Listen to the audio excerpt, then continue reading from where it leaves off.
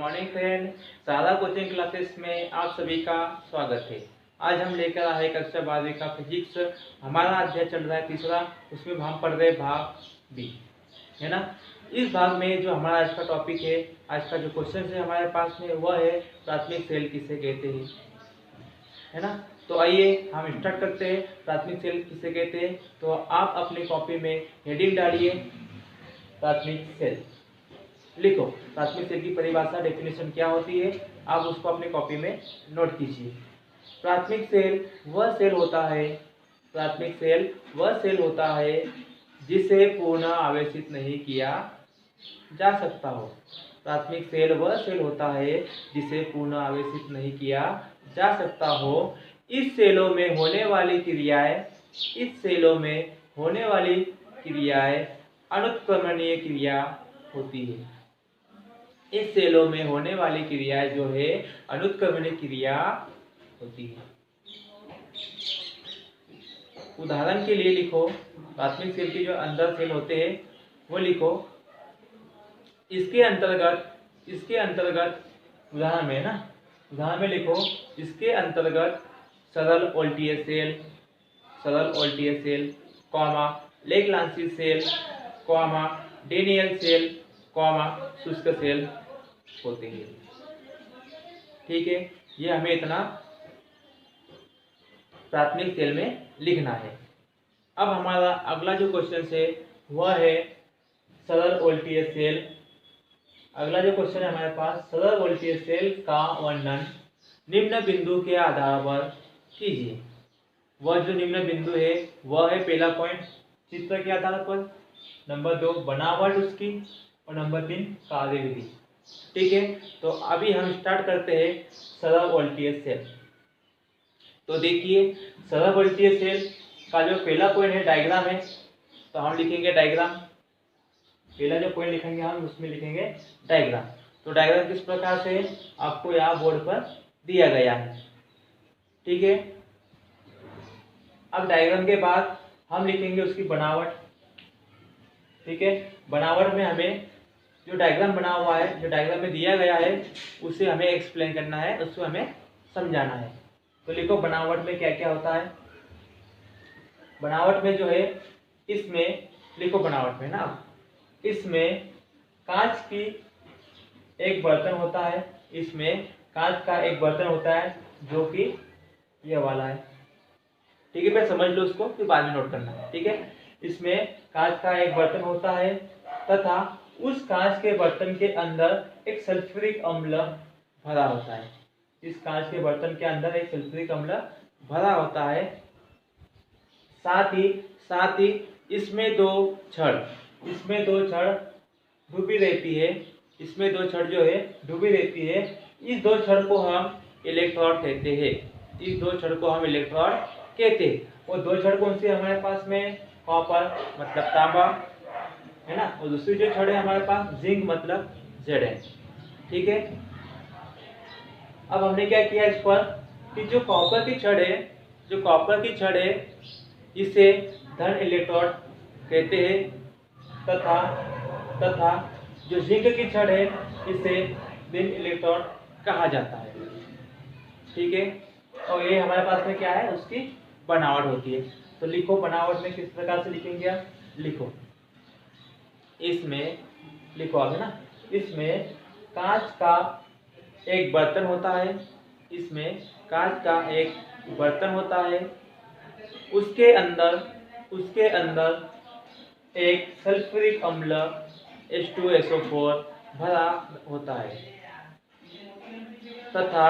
तथा दो इलेक्ट्रोड की छड़ डूबी रहती है तथा दो इलेक्ट्रोड की छड़ डूबी रहती है। कॉपर की छड़ को धन इलेक्ट्रोड तथा जिंक की छड़ को ऋण इलेक्ट्रोड कहा जाता है। ठीक है, इतना आपको बनावट में लिखना है। आइए अब हम उसकी कार्यविधि को समझते हैं। ये देखो डायग्राम में, तो थोड़ा सा कार्यविधि को हम समझते हैं। तो डायग्राम में क्या है कि आगे लिखना आपको कार्यविधि में, लिखो आप यहाँ से, जिंक सल्फ्यूरिक अम्ल के संपर्क में होने के कारण, लिखो थोड़ा सा थ्योरिकल लिखो यहाँ, जिंक सल्फ्यूरिक अम्ल के संपर्क में होने के कारण जिंक अपना 2 इलेक्ट्रॉन किसी को देकर जिंक आयन में परिवर्तन हो जाता है। जिंक आयन में क्या हो जाता है, वो परिवर्तन हो जाता है। तो देखिए जिंक जो है अपना 2 इलेक्ट्रॉन देगा। जब वो 2 इलेक्ट्रॉन देगा तो उसमें कौन सा आवेश आएगा, +2 चार्ज उस पर आता है। उसने क्या किया, 2 इलेक्ट्रॉन दे दिया। ठीक है, अब आगे देखो, इसी प्रकार सल्फ्यूरिक अम्ल H2SO4 निम्न प्रकार से आयनित होता है। तो देखो H2SO4 जो है हमारे पास, वह क्या है, सल्फ्यूरिक अम्ल होता है। यह निम्न प्रकार से आयनित होता है, 2H प्लस SO4-2। मतलब कि हाइड्रोजन जो है H में प्लस आवेश होता है और जो सल्फेट है वह SO4 में -2 आवेश होता है। मतलब कि H2SO4 जो है ये 2 भागों में बढ़ जाता है। एक जो भाग बनेगा 2H प्लस आवेश और एक जो भाग बनेगा SO4-2 आवेश। ठीक है, अब क्या होगा आगे, zinc ion plus sulphate ion, zinc ion और सल्फेट आयन संयुक्त होकर जिंक सल्फेट में बदल जाता है।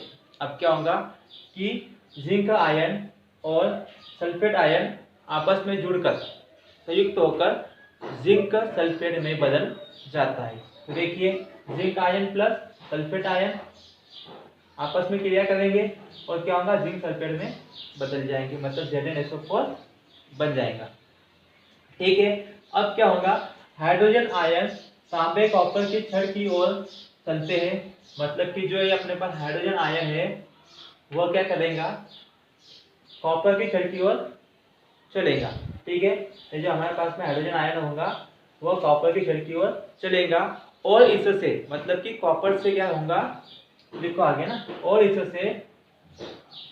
उससे इलेक्ट्रॉन लेकर हाइड्रोजन गैस बनाता है। हाइड्रोजन जो है कॉपर की ओर चलकर कॉपर से इलेक्ट्रॉन लेकर हाइड्रोजन गैस का निर्माण करता है।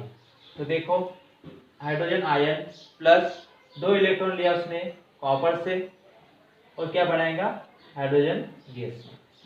ठीक है, अब यह जो हाइड्रोजन गैस है बुलबुले के रूप में बाहर निकल जाती है। यह जो हाइड्रोजन गैस है बुलबुले के रूप में बाहर निकल जाती है। इतने क्या होता है अपने पास में, इसकी कार्यविधि होती है। ठीक है, अब आगे थोड़ा सा लिखो, उपयुक्त संपूर्ण क्रियाएं। उपयुक्त संपूर्ण क्रिया मतलब ये जितनी भी क्रिया हमने अभी पढ़ा है ना, उपयुक्त संपूर्ण क्रिया को इस प्रकार लिखा जा सकता है। तो देखो जिंक प्लस H2SO4, क्योंकि हम बात क्या कर रहे हैं, जिंक और सल्फ्यूरिक अम्ल की संपर्क की, तो हम यहाँ पर क्या लेंगे, जिंक प्लस H2SO4। तो यहाँ से क्या होगा,